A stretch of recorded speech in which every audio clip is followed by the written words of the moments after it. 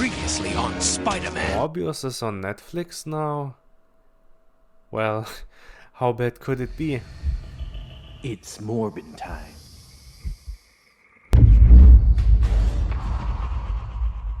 Well, the beginning was already pretty bad. We see the young Morbius being pretty sick and he is being adopted by a doctor. He also meets another boy who is also sick and they become close friends. They even share the same last name. 25 years later, Morbius is a respected doctor himself and is working on synthetic blood. He eventually experiments with vampire bats and turns himself into a vampire when he is being injected by his love interest in international waters. There are also a bunch of mercenaries, but to be honest I don't remember why they were there.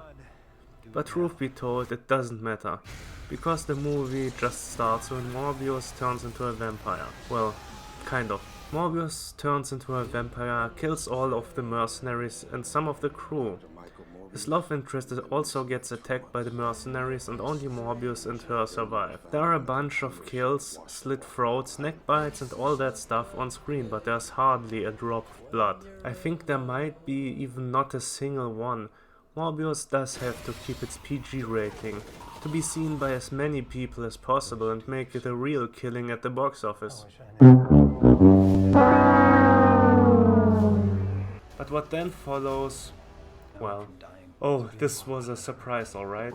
This was awesome. I thought this would be just your run-of-the-mill bad superhero movie, but this was special. It's been a while since I watched something as funny as Morbius. The effects look like they were made in the early 2000s, and I don't even mean they were technically bad. It's the style, the design of the characters, what they are supposed to do, that it should look cool. It looks like the worst scenes from the League of Ordinary Gentlemen movie, or something like that. It's ridiculous. I could just show you a supercut of the effects and it would be hilarious. But let me tell you some more about this movie. Morbius returns to New York, just takes over a drug lab and continues his research. He also produces some more synthetic blood, which he can consume instead of human blood. And this is supposed to quench his hunger. He also explains his superhuman abilities in a long monologue, so even the dumbest viewer knows what he can do. Maybe it is also explained because, well, let's be honest, who the fuck knows who Morbius is? And who cares what he can do? Who even is a fan of this character? Morbius also meets his childhood friend Milo, who has become a wealthy businessman and still suffers from the same blood disease which Morbius had.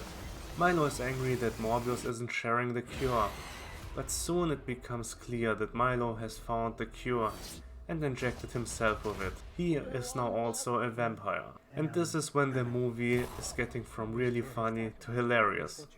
This guy, this fucking guy, he's great, he's just great. I think I saw him somewhere but I don't know where. But I will have a look if I can watch anything else he was in. And I hope he's just as funny in all the other things he's in. He's just the best. I hope he's just overacting and doing stupid shit like this, like in this movie and anything else he's in. He seems to be very aware on what kind of movie he is. And he's just having fun with it. Good for him, I mean he's in fucking Morbius. I hope he was paid well. He deserved it. Milo and Morbius fight each other in another hilarious action sequence, which I will show a little bit here.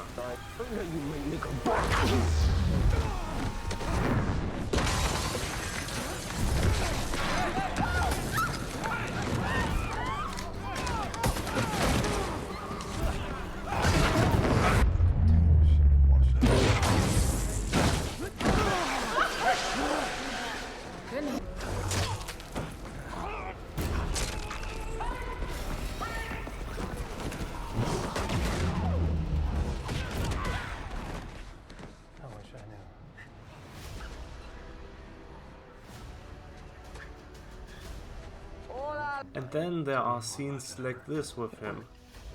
Not exactly.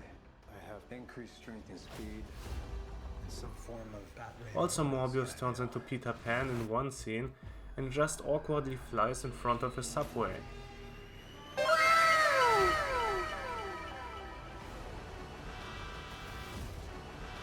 he also jumps and flies around New York. It sometimes looks quite similar to the prototype games, and I'm starting to think the producer of Venom and Morbius is just a huge prototype fan. It likes to show references to the game in his really bad movies. There are several other stupid fight scenes, and they are all hilarious. What I saw was getting so funny I couldn't even laugh about it. I wanted to, but I couldn't. It was like in that South Park episode in which Cartman couldn't laugh anymore. But eventually I was laughing when I just saw Milo sitting stupidly on a skyscraper. The scene wasn't even that funny. I just had to let it out at some point, I guess. There was even a scene when Morbius is hanging upside down on a pipe and his clothes are looking like Dracula's cape. There's so much which was supposed to be cool, and it's just funny. The only thing that really wasn't funny was the scene when they tried to make a joke. Who the hell are you, man? I am Venom. There are jokes that make you laugh, okay? And then there are jokes that you have no reaction to. But every now and then, there's a joke so bad, it makes you less laugh. I'm just kidding. It's Dr. Michael Morbius at your service. I did spoil quite a bit of this movie, I think, but I won't tell anything more. For one, everyone who has ever seen a superhero movie will know how this will continue, and I don't want to spoil any more of the funny moments. I will just say that the post-credit scenes left me scratching my head. The last post-credit scene even made me say, huh? I guess Sony is trying once again to create a Sinister Six movie, which hardly makes sense this time, as 1/3 of the six are already not villains, but heroes that feel more like very soft anti-heroes when looking at Morbius and Venom. I have to say though, this was really funny. If I had known that before, I would have gotten a bunch of people together to watch this and have fun with it. I just didn't expect it to be this hilarious. I thought this would be just boring, but it isn't. And I know this one was memed to hell and back, and Sony was bringing it back to the cinemas when the memes really took off. And it tanked once again in the cinemas. But if they would show it again, I think I would go and watch it. It feels so sincere and trying to be cool, but it fails so spectacularly. And that fucking guy, just brilliant. When I watch a really funny trash movie, I can't rate it though. I just have fun with it, so this one won't get a rating. I would have preferred to not have the Daily Bugle mentioned in the movie, then I wouldn't have made the direct association with Spider-Man. I mean, I know it's supposed to be the same universe, but hearing the Daily Bugle mentioned in Morbius just made me a bit sad. I would love to have the characters from the Sony Spider-Man universe, or whatever it's called, never actually meet Spider-Man in person. That would be hilarious. Think of a movie in which the Sinister Six are just sticking around, while Spider-Man is doing something much more useful with his time, and they never actually meet.